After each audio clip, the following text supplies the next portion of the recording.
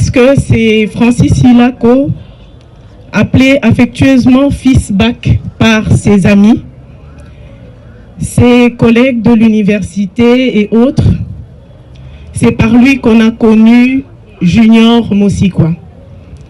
Et pour la petite histoire, Junior et Adams venaient presque tous les jours visiter notre frère Fils Bac et mettaient les chaises devant la parcelle qui était la parcelle familiale chez nos grands-parents à Lemba. Et ils causaient tous les jours, à la rigueur on les voyait, on se disait, on se saluait, on se disait bonjour, parce que nos frères au fait étaient très protectionnistes et ils n'aimaient pas du tout qu'au-delà du bonjour qu'il y ait autre chose avec leurs amis. Donc du coup c'était ça va, oui ça va bien, merci. Et un jour on a eu un deuil dans la famille et on a appris que Junior Mosikwa avait une histoire avec notre tantine Huguette.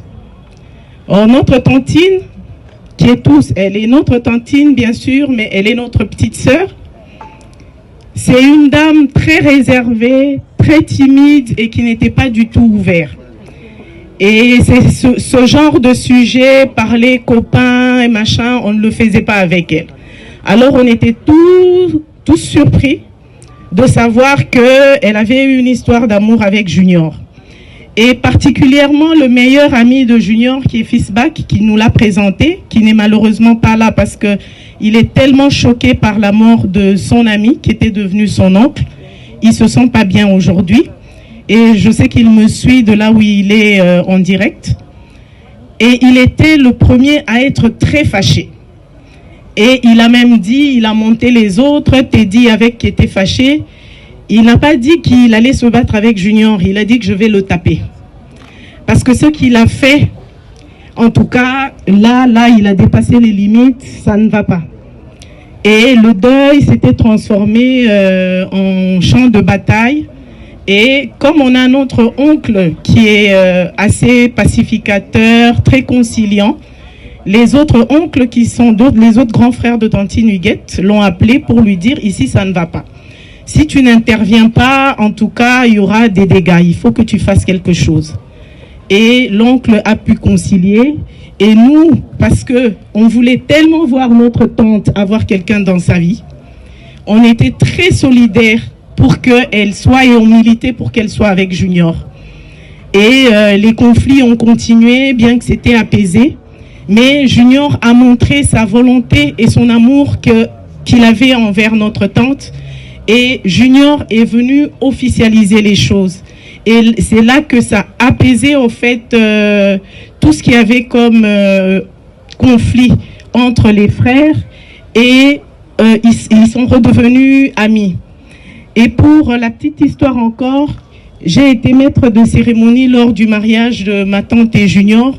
On a tous adopté Junior Mosikwa et à l'université protestante au Congo. En effet, toutes les étapes de recrutement franchies, suivra ainsi une formation approfondie délivrée par les experts en formation de Vodacom Congo. Ainsi sera donc lancée la longue et fructueuse carrière de Junior au sein du département en charge des relations avec les clients, où il évoluera pendant près de 21 ans et gravira des échelons. De conseiller à la clientèle, à coordonnateur du back-office, puis au poste de formateur spécialiste, jusqu'à ce que cette mort brutale et tragique vienne nous l'arracher, alors qu'il avait encore beaucoup à donner au sein de Vodacom. Oui, Junior avait encore beaucoup à donner. Brillant orateur, bon pédagogue, pointilleux, patient, exigeant envers lui-même et envers ceux qu'il a encadrés. Le coach Junior Mosikwa rejoindra l'équipe de formateurs en octobre 2009. Il sera responsable de formation et de recrutement de toute la partie est du pays. Rôle qu'il accomplit avec passion et détermination. Même quand il fallait braver des situations à haut risque, Junior maintenait la même passion de travail. Junior Mosikwa, le coach, compte dans son actif plus de 1500 agents formés à travers le pays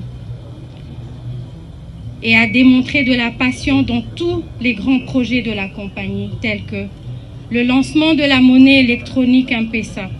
Junior a été un acteur majeur dans la formation des agents du centre d'appel, du back-office et des shops de Vodacom. Il a participé à la migration de plusieurs plateformes pour assurer la meilleure prise en charge de nos clients. Junior a été désigné comme responsable de formation du programme des ressources humaines Vodacom Elite. Malgré ses différents portefeuilles de formation continue, Junior savait se dépasser et délivrer un travail de qualité, produisant ainsi des performances de formation incroyables afin de permettre à la compagnie d'atteindre ses objectifs. Ses qualités et capacités n'ont fait que lui attirer d'autres responsabilités qui lui seront confiées par son manager et ami, Eli Moupassa, afin d'assurer la gestion du programme d'accueil des nouveaux agents de la compagnie Vodacom. Et par la même occasion, il devint la voix officielle et animateur des événements de l'entreprise. Jusqu'à sa mort, il a accompli ses tâches avec succès.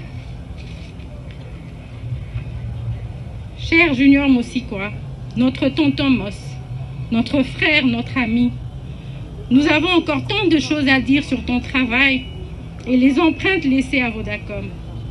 Mais hélas, nous n'aurons jamais assez de temps aujourd'hui. Mais sache une chose, ce que tu étais pour nous, tu l'es toujours.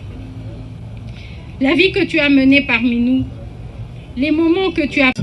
Depuis que j'ai appris la mort de Yaya Junior, j'avais à cœur de parler, mais j'arrivais pas à écrire. J'ai recommencé plusieurs fois, alors j'ai demandé à Dieu de m'inspirer et de m'inspirer les mots aujourd'hui. C'est difficile pour moi de parler de Yaya Junior. Je me présente, je suis Gloria Biello, la sœur cadette de Yaya Junior. C'est difficile pour moi de parler d'Yaya Junior sans parler de notre mère, maman Sophie Mosikwa, dont ils avaient une relation particulière. On peut le dire aujourd'hui, Yaya Junior était le chouchou de notre maman. Et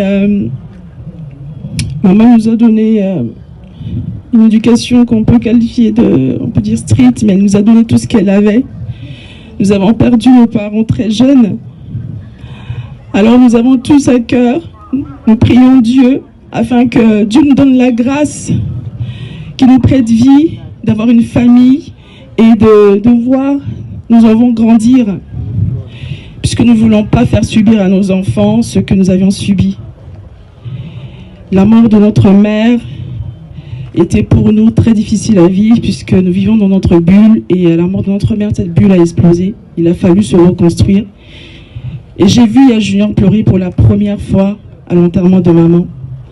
Et je me souviens de m'être dit, mais comment un grand garçon comme lui peut pleurer autant comme une fille? C'était la première fois que je le voyais aussi dévasté. Et en grandissant, j'ai compris que c'était simplement le signe d'une grande sensibilité. Et c'est ce que j'apprécie énormément chez Yaya Junior. Il n'avait pas peur de se montrer vulnérable. Il s'autorisait à se montrer vulnérable, à montrer ses failles. C'est une qualité très rare, notamment chez les hommes. Et c'est ce que j'apprécie chez lui. Alors, quand ce 26 mai, à 7h06, je reçois ce message m'annonçant que Yaya Junior avait connu un accident de circulation, qu'il en était mort. Ma première réaction était de dire, Seigneur, pourquoi? Pourquoi? Parce qu'il était jeune. Pourquoi? Parce qu'il avait tant de choses à vivre. Pourquoi? Parce que nous avons déjà dû enterrer un autre frère il y a 2 ans. Pourquoi, Seigneur? Pourquoi nous infliger ça? On ne peut pas encaisser un décès de plus. Pourquoi, Seigneur? Et puis, le Seigneur m'a permis, plutôt que de me plaindre, de blâmer Dieu, de tirer des enseignements de la vie, mais aussi de la mort de Yaya Junior. Alors, de la mort de Yaya Junior, ce que je retiens 3 choses principales. La première étant, on peut avoir une grande destinée attachée à son existence, puisque Yaya Junior, je pense qu'on On convient tous qu'il avait un brillant avenir. On a tous souligné sa grande intelligence, le don particulier qu'il avait. Tout présageait un très bon avenir. Et tout cela s'est arrêté le 26 mai. La deuxième chose, ce que Junior m'apprend, ce qui me surprenait, il était à l'aise dans tous les milieux. Et parce que c'est Francis Ilako, appelé affectueusement Fils Bac par ses amis, ses collègues de l'université et autres. C'est par lui qu'on a connu Junior Mosikwa.